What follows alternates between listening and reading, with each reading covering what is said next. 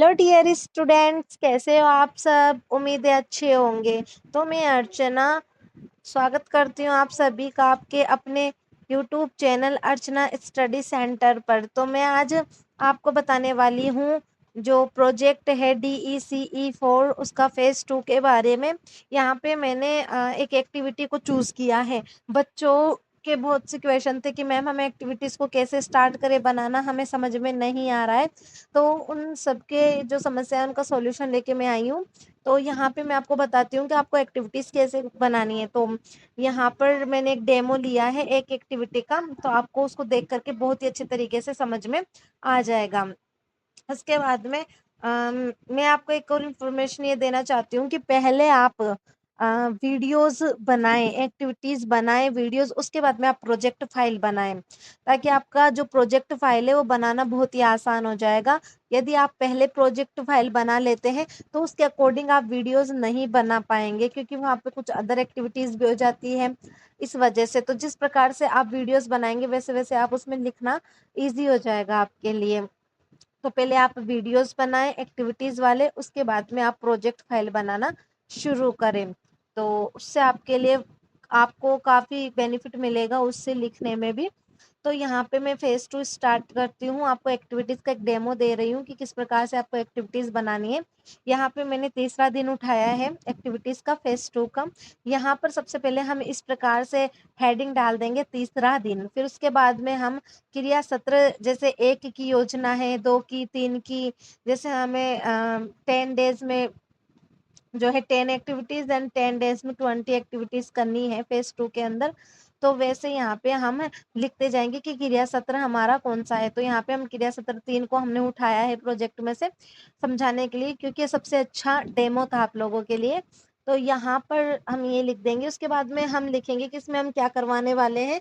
तो यहाँ पे हम हाव भाव और क्रियाओं सहित कुछ बाल कविताएं व गीत गाना यहाँ पे इसमें ये करवाना है। अब मैम हमें कैसे पता चलेगा कि एक्टिविटीज़ कौन-सी करवानी है हमें? तो जो DECE 4 की जो बुक आती है, उसके अंदर आपको ये सभी एक्टिविटीज़ दी हुई है कि किस दिन आपको किस टॉपिक से रिलेटेड एक्टिविटी करवानी है। तो ये जो है हाव-भाव और क्रियाओं सहित कुछ बाल कविताएँ व गीत गाना, ये एक्टिविटी उस बुक में दी हुई है। तो उस एक्टिविटी के ये जो हेडिंग है इसके अकॉर्डिंग हमें एक्टिविटी करवानी है, जिसमें हम हाव-भाव भी कर सकें और कुछ बाल कविताएँ करें और उसमें गीत गाना भी हो। तो इस प्रकार की एक्टिविटी हमें चूज़ करनी है। तो यहाँ पे इसका लक्ष्य हम यहाँ पे बता देंगे, बच्चों का भाषाई विकास और लय के हिसाब से हाव-भाव में समन्वय स्थापित करना।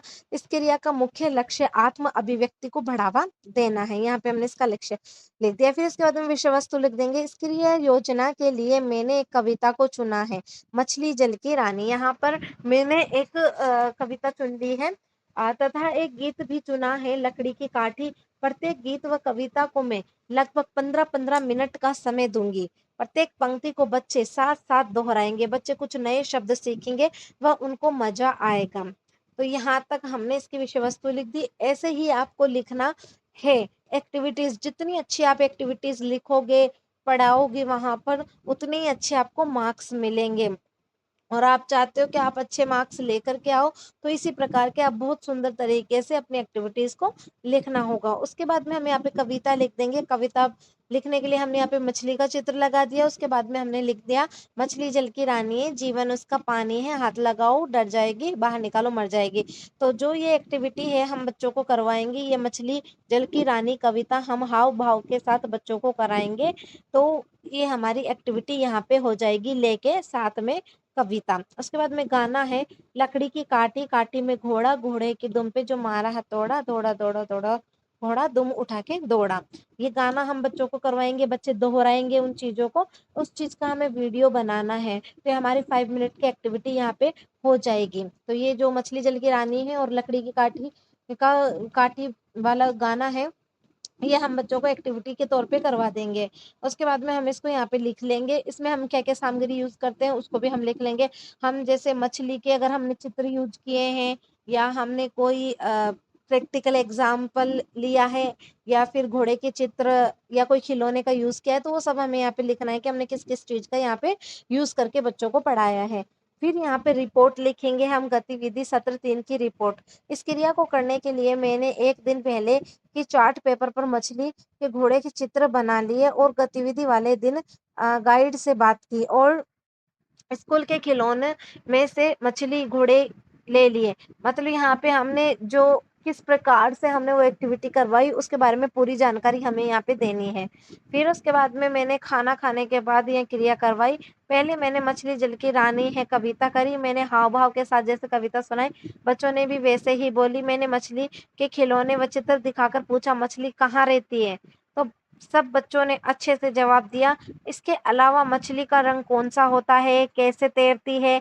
इन सभी प्रश्नों का जवाब बच्चों ने एक्शन्स के साथ दिया। मैंने कविता का बच्चों को दोहरान करवाया। बच्चों को बहुत मज़ा आया। फिर मैंने बच्चों को पूछा कि क्या उन्होंने गाने सुने हैं? तो कुछ 1-2 बच्चों को छोड़कर सबने हाँ किया। मैंने पूछा, गाना सुनोगे? उन्होंने हाँ किया। फिर मैंने लकड़ी की काठी वाला गाना पूरे एक्शन्स के साथ बच्चों को करवाया। बच्चों ने भी एक्शन्स के साथ एन्जॉय करते हुए गाना गाया। फिर मैंने बच्चों से पूछा कि किसी को मछली वाली कविता याद हुई? बच्चों ने हाथ खड़ा किया तथा मैंने एक लड़की को खड़ा किया। उसने एक्शन्स के साथ मछली वाली कविता गाई तथा अन्य बच्चों ने भी उसकी तरह एक्शन्स करते हुए कविता गाई। इस प्रकार यह गतिविधि सफलतापूर्वक समाप्त हो गई। यहाँ पे हमने ये चित्र लगा दिया और ये लकड़ी की काठी वाला हमने यहाँ पे लिख दिया।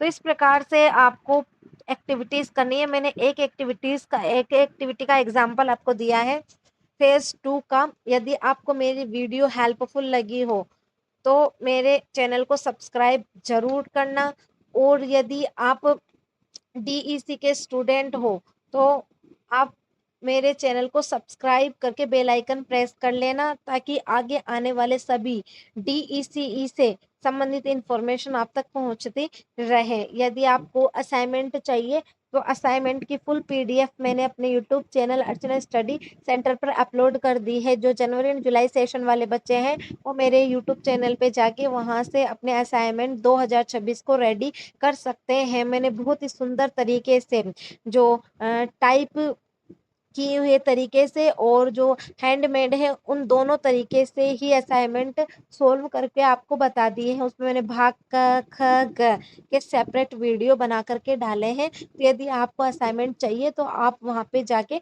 देखकर बना सकते हो। इसके अलावा मैंने जो प्रोजेक्ट है उसका फर्स्ट, सेकंड एंड थर्ड तीनों फेज़ मैंने वहाँ पे डाले हुए हैं। तो आप वहाँ पे जाके विज़िट कर सकते हो और अपना प्रोजेक्ट रेडी कर सकते हो। और जो एक्टिविटीज़ स्कूल में करानी है वो कैसे करानी है, वो सभी एक्टिविटीज़ पूरी 50 एक्टिविटीज़ मैंने खुद बना करके अपने चैनल पे अपलोड की हुई है। तो आप उन एक्टिविटीज़ को जाके मेरे चैनल पर देख सकते हो ताकि आपको भी एक्टिविटीज़ करने में थोड़ी-सी हेल्प मिल जाएगी। उसी प्रकार से आप भी जैसे मैंने बनाया है वीडियोज़ बना सकते हो और अपलोड कर सकते हो और उन सभी जो लिंक्स हैं उनको निकलवा कर आप अपने प्रोजेक्ट में लगा सकते हो। तो धन्यवाद। Thank you.